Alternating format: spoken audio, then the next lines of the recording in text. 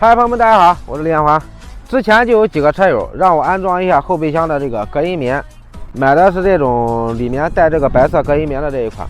今天咱们把它给装上，看一下好不好安装，安装以后效果怎么样。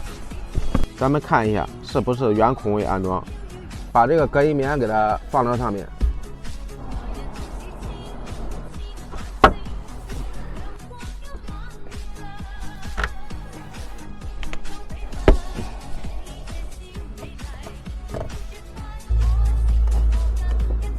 好了，朋友们，安装完了啊，全部都是这种孔位，卡扣固定。后备箱严丝合缝，边缘压在这个密封条下面了。这个后备箱就不露白不露铁了，装上还是挺合适的。里面严丝合缝，整个后备箱全部包裹。买这个东西顺便买了一个备胎的隔音棉。这个是放在备胎下面的，咱们现在把它也装上。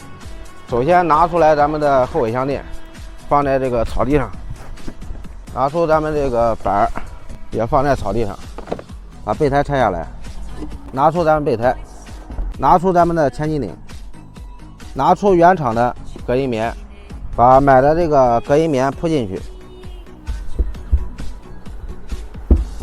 然后再把原厂带的这个隔音棉铺进去。装上千斤顶，拧上千斤顶，放进备胎，旋紧这个备胎螺母，盖上备胎的盖板，